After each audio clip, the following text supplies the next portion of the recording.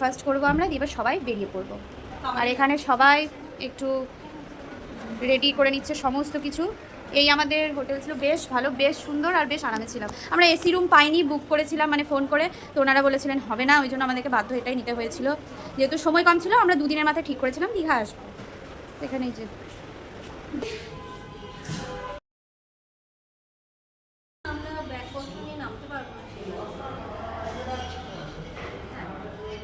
তো দীঘায় তো বেশ ঘুরলাম 2 দিন, তারপর আমাদের বাড়ি ফেরার পালা ছিল। তো আমরা চেক আউটের টাইম ছিল হচ্ছে 9টায়। তো আমরা একদম লাগেজ টাগেজ নিয়ে চলে এসেছিলাম নিচে চেক আউট করে।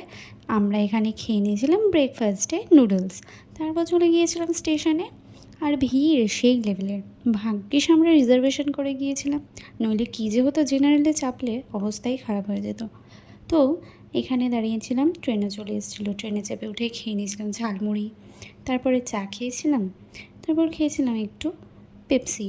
তারপর আবার হাওড়া স্টেশনে যখন নামলাম, আমরা বিশ্বভারতী ট্রেন পেয়েছিলাম, সেখানে নেমেই আগে নিয়ে নিয়েছিলাম চিকেন রোল, খেয়ে নিলাম, তার কিছুক্ষণ পরে খেয়ে নিয়েছিলাম চা, তারপর আবার কিছুক্ষণ পরে খেয়ে নিয়েছিলাম কফি। লাইনের কোনো একটা কানেকশনের জন্য আমাদের ট্রেন কিন্তু 1 ঘন্টা লেটে চলছিল। সেরকম আমরা খেয়েছি, আমরা অনেক কিছু খেয়েছি, আমরা লাঞ্চ ডিনার সব ভালো মন্দ খেয়েছি, আমরা সব ভালো মন্দ খেয়েছি। আর ট্রেনটা কেন যাচ্ছে না? ব্লগে দেখাবো, কারণ এটা তো মিথ্যা বলছি না। বিলগ, এটা বিলগ, এটা বিলগ, এটা বিলগ, বিলগ, বিলগ।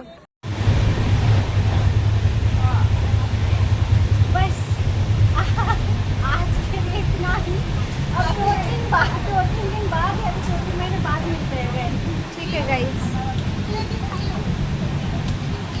नक्शा करना है अभी, घर पे जाके अभी नक्शा करना है, नक्शा। आज के लिए बस इतना ही। आपकी तरह हम भी मायूस हैं, लेकिन क्या कर सकते हैं, घर जाके सो जाएंगे। तुम नहाओगे नहीं? আমি সকালে নামিয়েছি। সকালে সবাই শেষে স্নান করে নেমে পড়লাম আমরা আমাদের প্রিয় জায়গা বলবো শান্তিনিকেতন।